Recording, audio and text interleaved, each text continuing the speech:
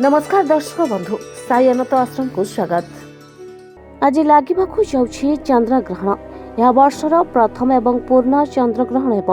तेज ओडार आंशिक चंद्रग्रहण देखा मिल। यह दृश्य भारत समेत अनेक देश में देखा।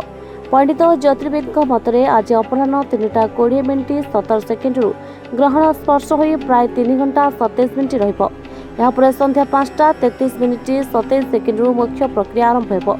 एथर चंद्रग्रहण में एपरी ग्रहर मिश्रण सृष्टि होछि जहां ज्योतिषों शास्त्र में बहुत अशुभ बोली विवेचना करा जाउछि। अर्थात अनेक अशुभ संकेत देखा जाउछि जहां सामाजिक स्तर में देखा मिलिबो।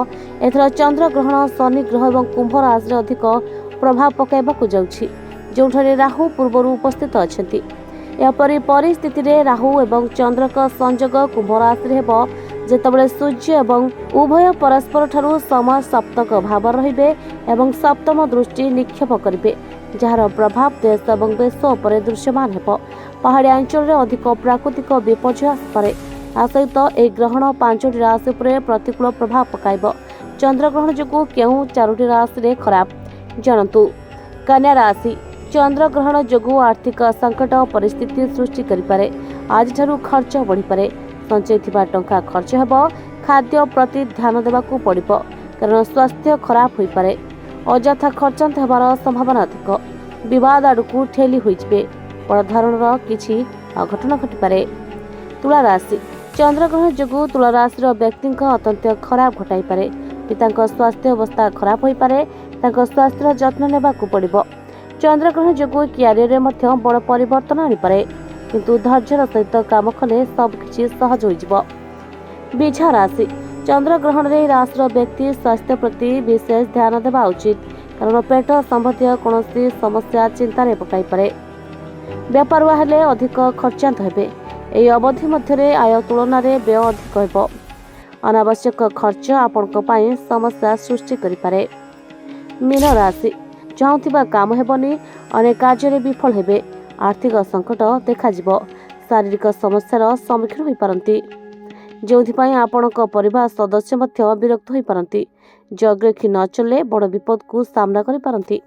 तमे पुओ को नै कि बाबा पाखो आसिला परे आपनकर कोन परिवर्तन हेछि? पुओर जो गोड़ हाथ फाटुतला तार भी कोन परिवर्तन हेछि? हां मो एमिति जने सांग पिलांग जो सुनि कि आपन पाखो आसी किंतु आसिला परे मो पुओ दीर्घ 7 वर्ष हला जो कष्टटा भोगुथिला मोर हृदबोध होछि से 7 दिन रे गला भलिया लागिला। तेणु करी बहुत सॉल्व हो जाइछि।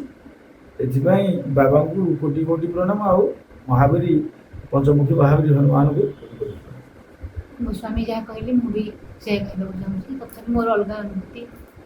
बाबा कहले मेडिटेशन करने आम 4 खाली मेडिटेशन कला काली कर मेडिटेशन मुझे निजे महावीर आसिकी छुई पेटू देवी मुझे कष्ट पाई मो पुओ एमती कि बर्तमान अनुभव करुँ मो पुओ भविष्य संपूर्ण भल।